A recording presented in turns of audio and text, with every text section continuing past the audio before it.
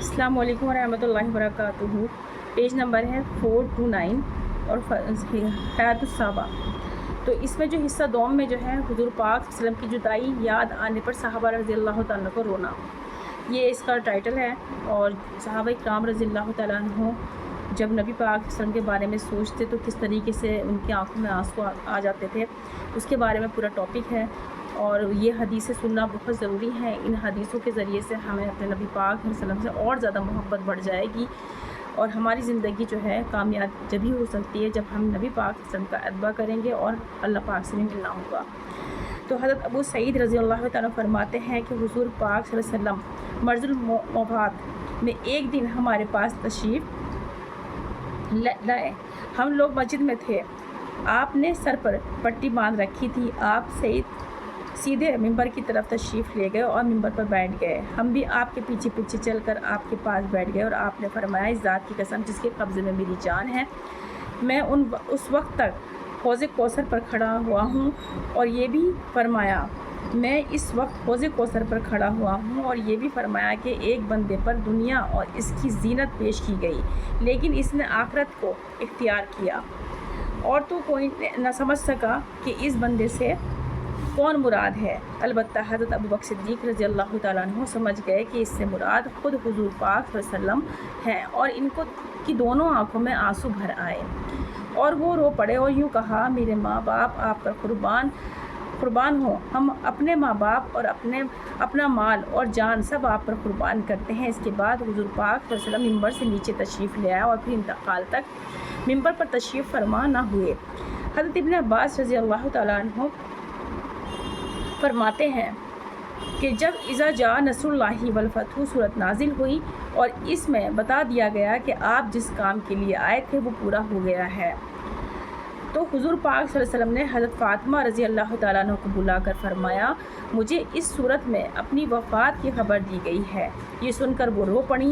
हुज़ूर पाक सल्लल्लाहु अलैहि वसल्लम ने इनसे फरमाया, मत रो, क्योंकि मेरे ख़ानदान में से तुम सबसे पहले मुझसे मिलोगी। ये सुनकर वो हंसने लगी। हुज़ूर पाक की एक ज़ौजा मोहतरमा ये मंज़र देख रही थी। उन्होंने बाद में हज़रत फ़ातिमा रज़ी अल्लाह तआला अन्हा से पूछा, मैंने तुम्हें पहले रोते हुए देखा, फिर हंसते हुए, इसकी क्या वजह है? हज़रत फ़ातिमा रज़ी अल्लाह तआला ने बताया, पहले हुज़ूर पाक सल्लल्लाहु अलैहि वसल्लम ने मुझसे फरमाया, मुझे अपनी वफ़ात की खबर दी गई है। ये सुनकर मैं रो पड़ी थी। फिर हुज़ूर पाक ने फरमाया, मत रो, क्योंकि मेरे ख़ानदान में से तुम सबसे पहले मुझसे मिलोगी। तो मैं हंस पड़ी थी। हज़रत आयशा रज़ी अल्लाह तआला फरमाती हैं कि हुज़ूर पाक सल्लल्लाहु अलैहि वसल्लम ने अपनी साहबज़ादी हज़रत फ़ातिमा रज़ी अल्लाह तआला को अपने मर्ज़ुल वफ़ात में बुलाया और इनके कान में कोई बात कही जिस पर वो रो पड़ी। हुज़ूर पाक ने फिर इन्हें बुलाकर इनके कान में कोई बात कही जिस पर वो हंस पड़ी। मैंने इनसे इस बारे में पूछा तो उन्होंने कहा, हुज़ूर पाक सल्लल्लाहु अलैहि वसल्लम ने पहले मुझे बताया कि इस बीमारी में इनका इंतकाल हो जाएगा, तो मैं रो पड़ी। फिर हुज़ूर पाक सल्लल्लाहु अलैहि वसल्लम ने बताया कि मैं इनके ख़ानदान में सबसे पहले इनसे जा मिलूँगी, तो मैं हंस पड़ी। इब्न सईद ने इसी जैसी हदीस हज़रत उम्मे सलमा रज़ी अल्लाह तआला से भी नक़ल की है। तो यहाँ पर जो है हर अलग अलग तरीके से बताया गया है। फिर उसके बाद यहाँ पर कह रहे हैं, अनक़रीब इनका इंतकाल होने वाला है। फिर ये बताया कि मैं हज़रत मरियम बिनते इमरान अलैहिस्सलाम के बाद जन्नत की औरतों की सरदार हूँ, इस वजह से मैं हंसी थी। सुभान अल्लाह। ये पूरा मैं टॉपिक बता देती हूँ क्योंकि ये चीज़ें बड़ी अहम हैं और इनसे जो है हमारी जो है ईमान ताज़ा होता है और इस तरीके से नबी पाक सल्लल्लाहु अलैहि वसल्लम और इनके अहल व अयाल से मोहब्बत बढ़ती है। इंसान का ईमान ताज़ा होना बहुत ज़रूरी है क्योंकि जब अल्लाह ताला के सामने वो खड़ा होता है तो उसकी नमाज़ों में भी फ़र्क आ जाता है, क्योंकि नमाज के लिए इंसान को अपनी इस्लाह करनी बहुत ज़रूरी है। जैसे कि इंसान जब पहली नमाज़ पढ़ता है, जैसे फ़जर की पढ़ता है, तो फ़जर के बाद जब वो घर पर लौट कर आता है तो उसकी कैफियत कुछ और हो जाती है। घर पर आने के बाद फिर वो दोबारा से अल्लाह पाक उसको अज़ान के ज़रिए से बुलाते हैं, तो फिर दोबारा से उसको ईमान ताज़ा हो जाता है। फिर वो घर पे आता है तो फिर वो अपना उसका ईमान कमज़ोर हो जाता है। इसी तरीके से अल्लाह पाक हम लोगों को अपना रिमाइंड कराते रहते हैं कि इधर ही लौट कर आना है और यही ज़िंदगी है। तो यहाँ पर जो है यहाँ पूछा गया है कि हुज़ूर पाक सल्लल्लाहु अलैहि वसल्लम ने फिर इनको बुलाकर इनके कान में कोई बात कही जिस पर वो हंस पड़ी। मैंने इनसे इस बारे में पूछा तो उन्होंने कहा कि हुज़ूर पाक ने पहले ही मुझे बता दिया कि इस बीमारी में इनका इंतकाल हो जाएगा, तो मैं रो पड़ी। پھر حضور پاک نے بتایا کہ میں ان کے خاندان میں سب سے پہلے ان سے جا ملوں گی۔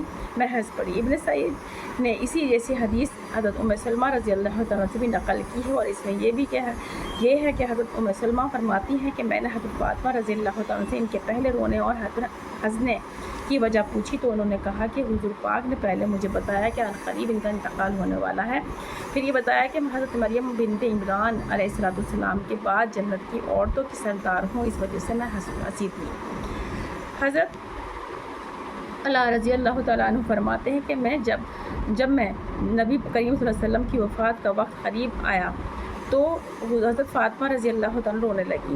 یہ سب کے اپنے اپنے وہ ہیں جس طریقے سے میں نے آپ کو ریپیٹ کر کے بتایا۔ اور اس کے بعد پھر جو ہے یہاں پہ ایک حدیث ہے کہ حضرت معاذ بن جبل رضی اللہ تعالیٰ فرماتے ہیں کہ جب حضور پاک صلی اللہ علیہ وسلم نے انہیں یمن بھیجا تو حضور پاک صلی اللہ علیہ وسلم ان کو ہدایات دینے کے لیے ان کے ساتھ خود بھی شہر سے باہر نکلے۔ حضرت معاذ رضی اللہ تعالیٰ عنہ سواری پر تھے اور حضور پاک صلی اللہ علیہ وسلم ان کی سواری کے ساتھ پیدل چل رہے تھے۔